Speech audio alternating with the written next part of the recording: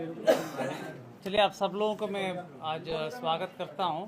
जैसे आप लोगों को जानकारी होगी, जो घटना मोकामा विधानसभा क्षेत्र में हुआ है उसको जिला प्रशासन और पुलिस ने काफ़ी अति गंभीरता से लिया है। गंभीरता से लेते हुए पूरी घटना का छानबीन भी पुलिस द्वारा पुलिसी कार्रवाई के तहत की जा रही है। कांड दर्ज हुआ है और पुलिसी कार्रवाई अलग से चल रही है। हम लोग इस घटना को बहुत ही सीरियसली देख रहे हैं और घटना के बाद काफ़ी हम लोगों ने कार्रवाई की है। आज जो गिरफ्तारी हुई है इसके संबंध में एसएसपी साहब और केस के डिटेल संबंध में आपको बताएंगे। आचार संहिता बहुत ही एक मजबूत स्तंभ है पूरा इलेक्शन प्रोसेस में, और इलेक्शन कमीशन का स्पष्ट निर्देश है कि बाई लॉ इलेक्शन होगा तो उसी का अनुपालन 100% करने में हम लोग लगे हुए हैं और कराएंगे भी। कोई भी असामाजिक तत्व किसी भी प्रकार की प्रयास करेगा कानून तोड़ने का, आचार संहिता तोड़ने का, या किसी भी प्रकार की इन्फ्लुएंस करने का कोशिश करेगा तो उनके विरुद्ध कठोरतम कार्रवाई की जाएगी। हम लोग 100% आर्म्स डिपोजिशन करने के लिए आदेश दिए हैं और लगातार जल्द से जल्द जितने भी लीगल आर्म्स हैं वो भी डिपॉजिट हो जाएंगे। चेकिंग पॉइंट्स हर विधानसभा में 50 के ऊपर पॉइंट्स बनाने के लिए निर्देश दिया गया है, जिसमें सीएपीएफ के माध्यम से भी चेकिंग कराई जाएगी। सेजर पूरे राज्य में पटना जिला में सबसे ज़्यादा सेजर अभी तक का हुआ है। लगातार सीएपीएफ सक्रिय हैं और पर्याप्त मात्रा में सीएपीएफ की बल उपलब्ध है। वो पुलिस बल और मजिस्ट्रेट के साथ लगातार चेकिंग की कार्रवाई लगातार कर रहे हैं और सेजर भी कर रहे हैं। आचार संहिता के संबंध में सभी पदाधिकारियों को पुनः निर्देश दिया गया कि किसी भी प्रकार के अगर उल्लंघन होगा उनके विरुद्ध कठोरतम कार्रवाई किया जाना है। जहाँ तक इलीगल आर्म्स की बात है उस पर और तेज़ी लाई गई। जहाँ जहाँ आवश्यकता हो सीएपीएफ को भी यूज़ करके उसमें छापामारी की जा रही है, और जहाँ पर भी ऐसे सूचना मिलेगी वहाँ पर हम लोग छापामारी करके कांड भी दर्ज करेंगे, उक्त असामाजिक तत्वों को जेल भेजने का काम भी करेंगे। कहने का मतलब इलेक्शन कमीशन द्वारा दिए गए निर्देश पूरे लॉ और कानून को फॉलो करके इलेक्शन की प्रोसेस संपन्न होगा, वो बिल्कुल होगा, उसको पालन कराया जाएगा। उसमें कोई भी बाधा उत्पन्न करेंगे उनके विरुद्ध कठोरतम कार्रवाई की जाएगी। मैं फर्दर जो केस संबंधित डिटेल से एसएसपी साहब आपको ब्रीफ करेंगे।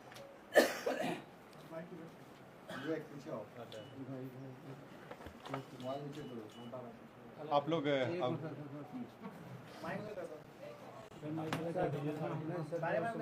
आवाज आ जाएगा। जी बोले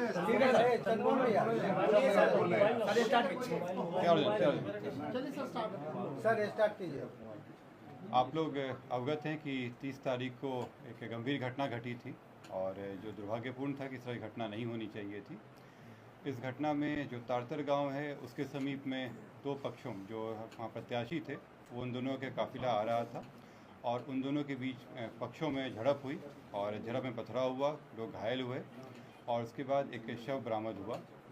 उसमें जो दुलार चंद यादव हैं जो 75 वर्ष के रहने वाले हैं, उसी गांव के पास के रहने वाले हैं, उनका पूर्व में भी आपराधिक इतिहास रहा है, उनका शव बरामद किया गया। उसके बाद वहाँ पे दोनों पक्षों के द्वारा कांड दर्ज कराया गया। कांड दर्ज होने के बाद अनुसंधान प्रारंभ किया गया। पुलिस घटना की सूचना मिलते ही तुरंत पहुंची थी वहाँ पे और वहाँ से साक्ष्य भी इकट्ठे किए गए। घटनास्थल से कई जगह के फुटेज भी प्राप्त हुए जिससे क्या घटना हुई है उसके बारे में कई जानकारियाँ मिली। लोगों के गवाह भी सामने आए और उनकी गवाही भी ली गई। साथ ही कल मृतक का पोस्टमार्टम कराया गया, उससे भी हम लोगों को अहम सुराग मिले। जो अभी तक के अनुसंधान में आया उसमें उससे प्रतीत हुआ कि ये जो घटना हुई है ये आदर्श संहिता का उल्लंघन भी हुआ है। इसमें ये एक गंभीर मामला भी था।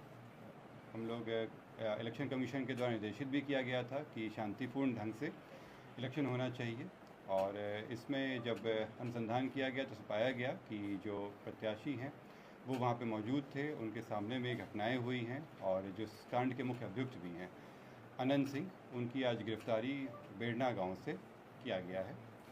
इसमें हम लोग को जो जानकारी प्राप्त हुई थी, इनके 2 सहयोगी भी इनके साथ में थे जो उस घटनास्थल पर भी थे और उनकी भी गिरफ्तारी की गई है।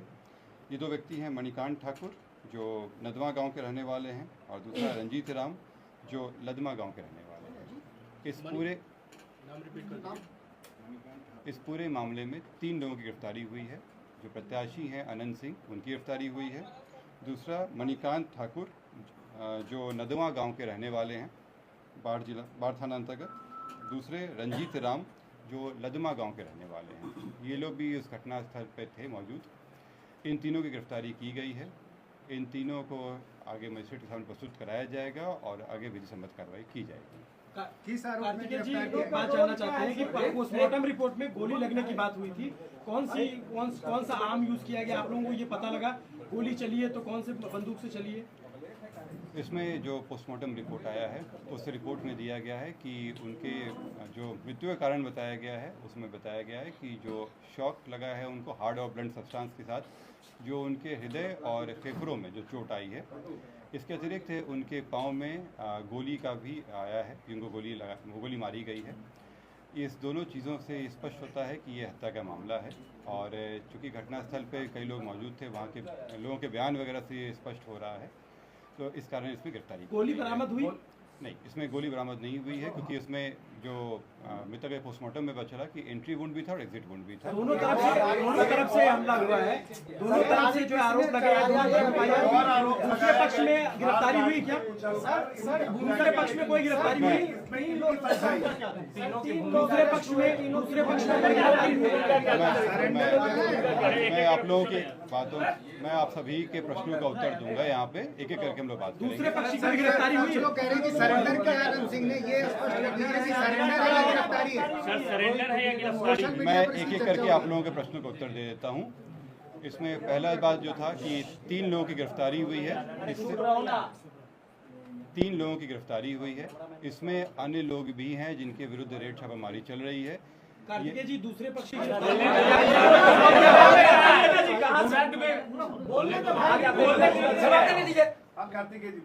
उधर से आके चिल्ला। मैं फिर से रिपीट कर दे रहा हूँ। इस मामले में अभी तक 3 गिरफ्तारियां हुई हैं। इसमें अन्य लोग भी हैं जिनकी गिरफ्तारियों के लिए रेड छापामारी चल रही है। जल्द ही उनको भी गिरफ्तार किया जाएगा। इसमें अनुसंधान सीआईडी के द्वारा भी शुरू किया गया है। सीआईडी की एक टीम भी बनाई गई है जो इस पूरे मामले पे अनुसंधान साथ में करते रहेगी और हम लोगों को सहयोग भी देगी। जो अग्रतर अनुसंधान में आएगा उससे भी आप लोग को अवगत कराया जाएगा। जो आप लोग द्वारा प्रश्न किया गया था कि दूसरे पक्ष पे क्या कार्रवाई हुई, तो आप लोगों को अवगत करा दें कि इसमें इस पूरे घटनाक्रम में कई चीज़ें हुई हैं। पहला कि जो आपस में जो दोनों पक्षों के बीच में मारपीट की घटना हुई थी, पत्थरबाजी हुई थी, उसका कारण दर्ज कराया गया है। पुलिस को जब जानकारी मिली थी कि इस तरह की चीज़ें हो रही हैं, उसका भी केस दर्ज कराया गया।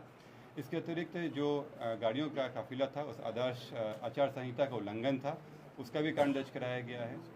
कल जब पोस्टमार्टम के लिए ले जाया जा रहा था तो वहाँ पे भी कुछ शरारती तत्वों के द्वारा पुलिस के साथ भिड़ंत हुई थी, उसका भी कांड दर्ज कराया गया है।